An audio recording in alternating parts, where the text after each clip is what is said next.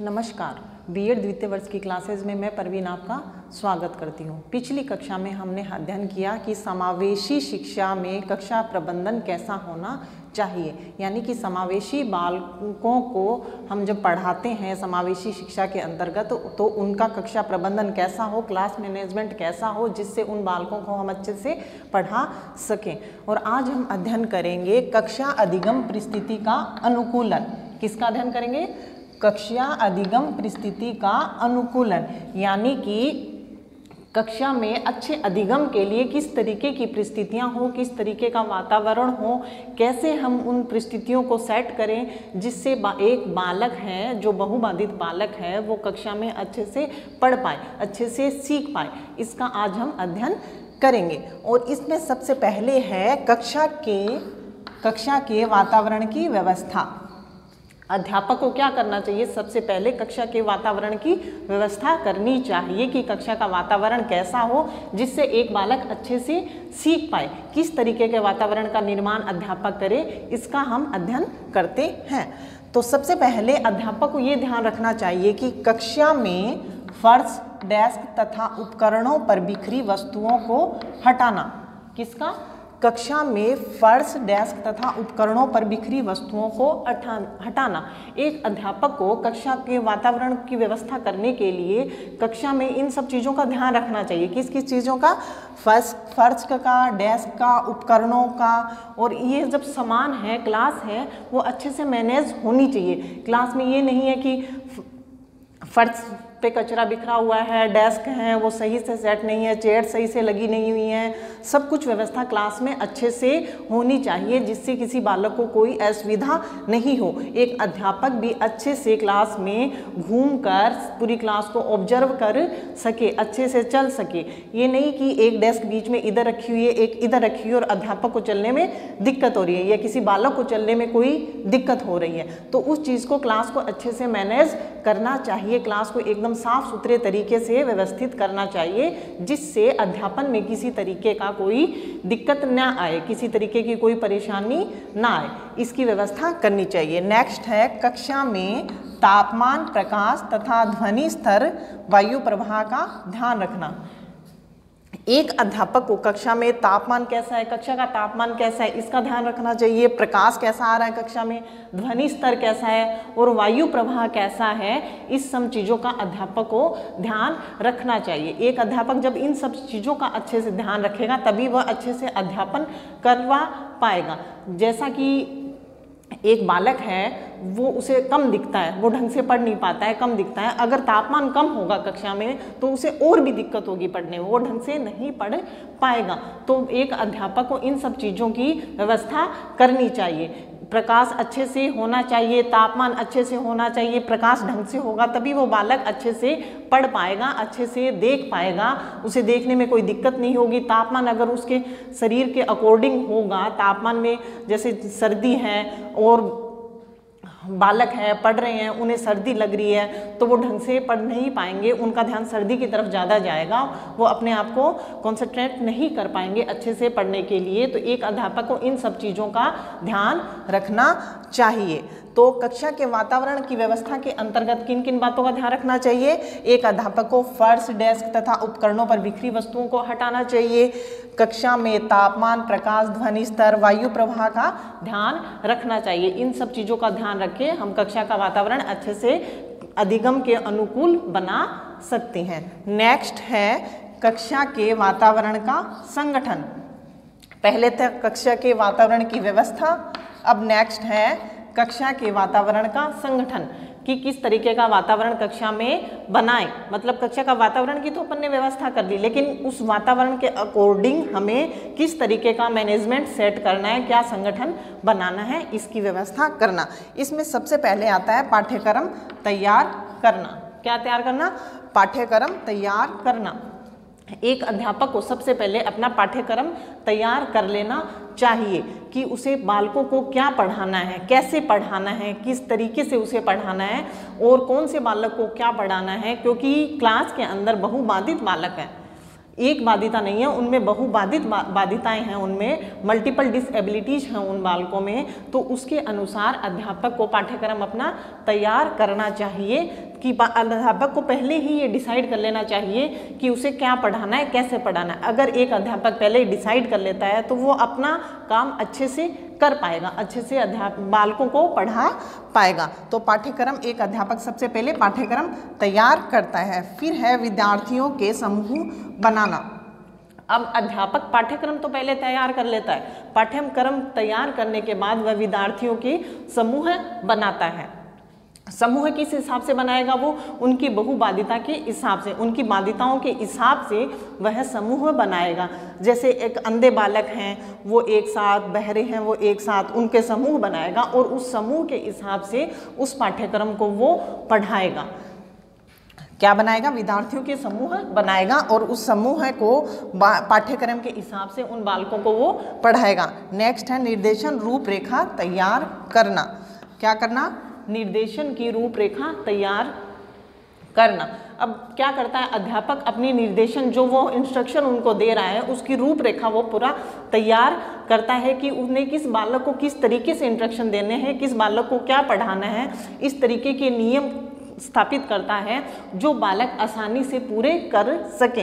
अपनी बाध्यताओं को ध्यान में रखते हुए वो बालक इन नियमों को पूरा कर सके, उन्हें किसी तरीके के नियम को पूरा करने के लिए कोई दिक्कत नहीं हो। तो अध्यापक इन सब की रूपरेखा पहले ही तैयार कर लेता है कि उसे कैसे पढ़ाना है, कौन सी शिक्षण विधि से पढ़ाना है। इन सब नियमों को वो पहले ही तैयार कर लेता है। तो अब है नेक्स्ट है विद्यार्थियों का लेखा जोखा रखना। क्या है? विद्यार्थियों का लेखा जोखा रखना। अब एक अध्यापक है, इन सब का क्रियाओं को करने के बाद में विद्यार्थियों का लेखा जोखा भी एक अध्यापक ही रखता है और वो लेखा जोखा जो तैयार करता है वो बालकों की योग्यता के अनुसार अध्यापक तैयार करता है कि किस बालक में कौन सी योग्यता है, उसने क्या सीखा क्या नहीं सीखा। इस पूरी की डिटेल वो अध्यापक लास्ट में तैयार करता है। तो कक्षा के वातावरण के संगठन में बालक क्या क्या करेगा, अध्यापक क्या क्या करेगा, एक अध्यापक क्या क्या करेगा कक्षा के वातावरण के संगठन के अंदर? सबसे पहले वो पाठ्यक्रम तैयार करेगा, उसके बाद में विद्यार्थियों के समूह बनाएगा, निर्देशन की रूपरेखा तैयार करेगा और लास्ट के अंदर विद्यार्थियों का लेखा जोखा रखना, मतलब विद्यार्थियों का लेखा जोखा तैयार करेगा। इन सब क्रियाओं को करने के बाद में वह कक्षा का अच्छे से संगठन कर पाएगा। नेक्स्ट है शिक्षण तकनीक का प्रयोग। क्या है? शिक्षण तकनीक का प्रयोग। अब शिक्षण तकनीक का प्रयोग कैसे? अध्यापक अपनी शिक्षण में तकनीकी का प्रयोग करेगा, मतलब इस तरीके की अधिगम सामग्री का यूज करेगा जिससे बालक अच्छे से पढ़ पाएं, अच्छे से सीख पाएं।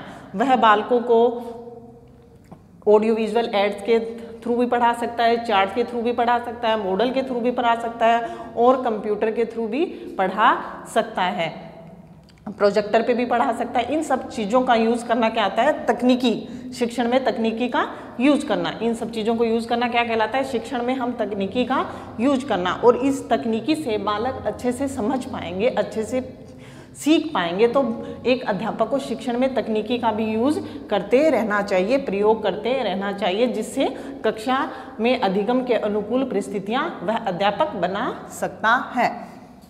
तो क्या हुआ? शिक्षण तकनीकी का प्रयोग करना। एक अध्यापक को अच्छी अध्यापन के लिए शिक्षण तकनीकी का प्रयोग करना चाहिए, शिक्षण में तकनीकी का प्रयोग करना चाहिए। नेक्स्ट है समय तथा साधनों का प्रबंधन।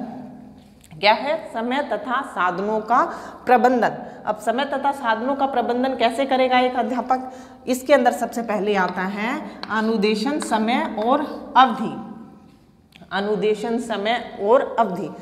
अब एक अध्यापक को सबसे पहले इंस्ट्रक्शन के लिए, अनुदेशन के लिए समय और समय के हिसाब से अपने कार्य को बांट लेना चाहिए कि उसे किस समय में, कितने समय में क्या करवाना है, ये अध्यापक को पहले से ही डिसाइड कर लेना चाहिए। एक अध्यापक को सबसे पहले सरल कार्य को करवाना चाहिए और उस सरल कार्य के बाद में उसे कठिन कार्य देना चाहिए, जिससे वो बालक उस चीज़ को अच्छे से सीख पाएगा। अगर एक बालक को हम शुरू के अंदर ही कठिन चीज़ पढ़ने के लिए दे जाते हैं तो वो इरिटेट होने लग जाएगा। अगर उसे समझ नहीं आती है, समझ आ जाती है तो बहुत अच्छी बात है, लेकिन अगर उसे समझ नहीं आती है तो उसकी पढ़ने में रुचि नहीं होगी, वो उसे ढंग से समझ नहीं पाएगा और आगे भी वो पढ़ने के लिए तैयार नहीं हो पाएगा। इसलिए एक अध्यापक को सबसे पहले उस बालक को सरल चीज़ पढ़ानी चाहिए, जिससे वो बालक सरल चीज़ आसानी से सीख पाएगा और वो आगे भी पढ़ने के लिए तैयार होगा। और सबसे पहले अध्यापक को सरल चीज़ के साथ साथ में आसान जो चीज़ है वह पढ़ानी चाहिए। एक अध्यापक को सबसे पहले कैसी चीज़ पढ़ानी चाहिए? आसान चीज़। जो चीज़ आसान होती है वो उसे पहले पढ़ाए और जो चीज़ कठिन है वह बालक को बाद में पढ़ाए, जिससे वो बालक आसान चीज़ आसानी से समझेगा और कठिन चीज़ है वो बाद में समझेगा। तो इस सब चीज़ों का ध्यान रखते हुए एक अध्यापक अपना कार्य अच्छे से कर पाएगा और बालकों को अच्छे से अध्यापन दे पाएगा। तो अनुदेशन का समय और अवधि का अध्यापक को ध्यान रखना चाहिए। नेक्स्ट है अधिगम सामग्री। क्या है? अधिगम सामग्री। एक अध्यापक को अच्छी अधिगम सामग्री का प्रयोग करना चाहिए। अधिगम सामग्री का प्रयोग करते हुए अध्यापक को ये ध्यान रखना चाहिए कि इस अधिगम सामग्री से वह कितने बालकों के एक समय में पढ़ा सकता है, या ये अधिगम सामग्री कितने समय तक यूज आ सकती है, जिससे वो बालक अच्छे से पढ़ पाए, अच्छे से सीख पाए, जो बालक हैं वो अच्छे से सीख पाए। तो इस सब चीज़ों का अध्यापक को ध्यान रखना चाहिए कि एक अधिगम सामग्री को कितने समय के लिए यूज कर सकते हैं और कितने बालक एक साथ इस अधिगम सामग्री से सीख सकते हैं और इससे वो कितना सीख सकते हैं। मतलब उस अधिगम सामग्री का जो हम बालकों को पढ़ाने में यूज कर रहे हैं उसको वो कितने बालक कितना सीख सकते हैं, उससे कितना पढ़ सकते हैं, उन्हें उस चीज़ का कितना बेनिफिट मिला, उस अधिगम सामग्री को यूज करने से उस बालकों को कितना एक अध्यापक अच्छे से समझा पाया, इस चीज़ का भी एक अध्यापक को ध्यान रखना चाहिए। नेक्स्ट है अनुदेशात्मक कार्यकर्ता। क्या है? अनुदेशात्मक कार्यकर्ता। अब एक अध्यापक है, वह कक्षा में अगर पढ़ा रहा है, अनुदेशन दे रहा है और उसे अनुदेशन देने में, अकेले पढ़ाने में कोई कठिनाई हो रही है, कोई असुविधा हो रही है, तो वो दूसरे अपने साथियों की मदद भी ले सकता है। यानी कि एक बालक जो टीचर है कक्षा में पढ़ा रहा है, वो ढंग से अगर उसने बालकों को एक साथ हैंडल करने में थोड़ी दिक्कत हो रही है तो वो अपने साथियों को भी बुला सकता है, अपने साथियों की हेल्प ले सकता है, जिससे बालकों को अच्छे से वह पढ़ा सकें। जो वो चाहता है, जो पाठ्यक्रम, जो रूपरेखा उसने तैयार की है, वो बालकों को अच्छे से समझ आए, पढ़ा पाए, सीख पाए बालक। इसके लिए वह अपने किसी साथी की भी मदद ले सकता है। तो ये आता है किसके अंदर? अनुदेशात्मक कार्यकर्ता के अंदर। क्या आता है अनुदेशात्मक कार्यकर्ता के अंदर? अपने किसी साथी की अपने कार्य में हेल्प लेना। और कौन साथी? जो उसके सहायक टीचर हैं, जो उसके साथी हैं, वो अध्यापक उनकी मदद ले सकता है। तो कक्षा अधिगम परिस्थिति का अनुकूलन के अंदर क्या क्या चीजें आई? सबसे पहले कक्षा के वातावरण की व्यवस्था करना। ठीक है, कक्षा के वातावरण कैसा है इसका ध्यान रखना। इस वातावरण के हिसाब से, वातावरण अगर अच्छा होगा तभी हम अच्छे से पढ़ पाएंगे, सीख पाएंगे। फिर है कक्षा के वातावरण का संगठन करना। मतलब कक्षा में किस तरीके का क्या काम करना है, कैसा पाठ्यक्रम तैयार करना है, किन विद्यार्थियों का समूह बनाना है, कैसे लेखा-जोखा तैयार करना है, इन सब चीज़ों का पहले ही एक अध्यापक को सब तैयार कर लेना चाहिए, एक तरीके से संगठन कर लेना चाहिए। नेक्स्ट है शिक्षण में तकनीकी का प्रयोग। और फिर है समय तथा साधनों का प्रबंधन। इन सब चीज़ों का, किन किन चीज़ों का? कक्षा के वातावरण की व्यवस्था, कक्षा के वातावरण का संगठन, शिक्षण तकनीकी का प्रयोग, समय तथा साधनों का प्रबंधन। इन सब चीज़ों का ध्यान रख के हम बालकों को अच्छा अधिगम दे सकते हैं। अधिगम क्या होता है? सीखना, सिखाना। अच्छे से बालकों को सिखा सकते हैं।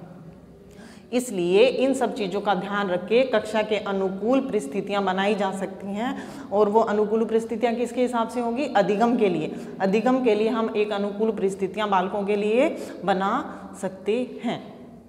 आज के लिए इतना ही। अगर आपको मेरी टीचिंग अच्छी लगी हो तो इस चैनल को लाइक करें, शेयर करें, सब्सक्राइब करें। धन्यवाद।